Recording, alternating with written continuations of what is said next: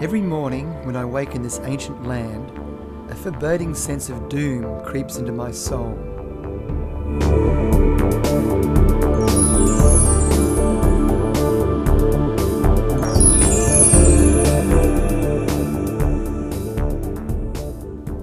This is the Olympic Dam uranium mine in South Australia. Beneath that red desert soil below lies the largest known deposit of uranium in the world. A bonanza worth billions of dollars for the mining company BHP Billiton, and a looming health and environmental disaster for the rest of us forever. It's like Pandora's box, you know. Once you open it, it's out there. It can't be put back in the box. 350 metres below the surface, a solid granite core keeps the radioactive ore from getting to us. It's safely cocooned there in nature with millions of tonnes of soil, rock and vegetation above the granite cone. BHP Billiton wants the go-ahead from government to dig up the red topsoil, to dig it up night and day for 4 years and then break the granite cone of protection so they can get at the valuable minerals that lie below. Well, BHP Billiton have a clear plan to make Roxby Downs the largest uranium mine in the world.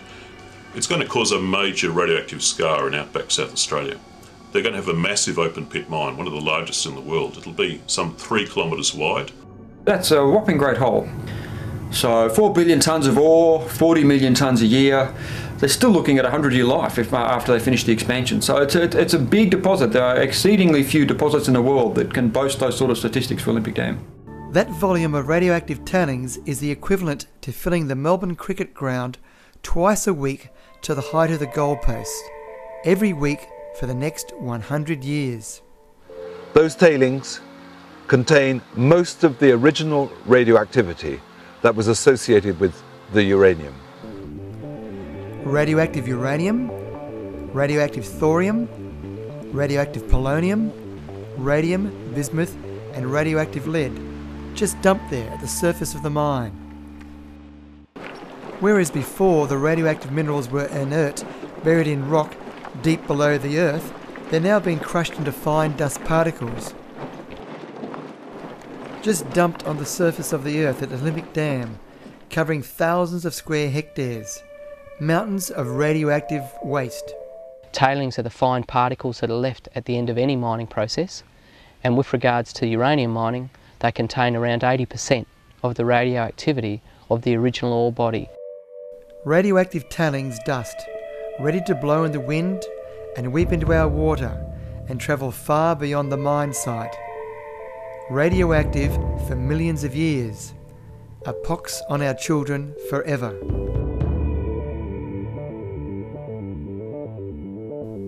The red dust of Central Australia regularly turns up on the snowy mountain slopes of faraway New Zealand.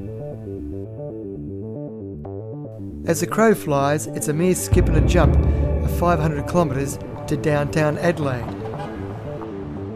As the wind blows from Olympic Dam, it's only 1,300 kilometres to Sydney, 1,000 kilometres to Melbourne. And then there's the radon gas. When they mine uranium, it releases radon gas. Radon gas is very deadly and carcinogenic. It's a very heavy gas. It's about 7 times heavier than air, so it stays near the earth.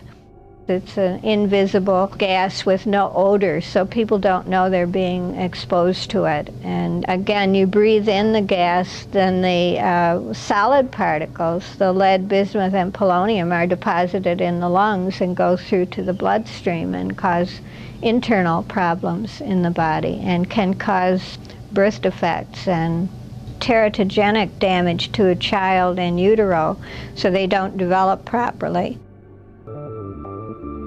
Long after the company executives have made their big profits and gone, long after the politicians have collected their superannuation and moved on, that radioactivity will be leaking into our environment. Scientists in Europe and North America are now discovering it doesn't take much internal radiation exposure to break the double strand of the DNA, which leads to cancer and birth defects. cancers that can be triggered at far lower levels of radiation exposure than what our health authorities have believed till now is a safe level of radiation. Last year, the National Academy of Sciences in the US published their Biological Effects of Ionising Radiation report. And this is a report that's published every 5 or 10 years by this agency. The take-home message from the report was that there is no safe threshold of ionising radiation below which the risk of cancer is not present. Both the radioactive tailings dust and radon gas contain alpha radiation. It's the alpha radiation which plays havoc with the DNA once it's breathed into the body or ingested through our food or our water. But the cancers won't show their face for another 5 to 20, maybe even as long as 50 years. Sleeper cells, lying there doing their deadly work over time. You can say it's out of sight, out of mind, but biologically this whole planet is a recycling planet. That's the way it works.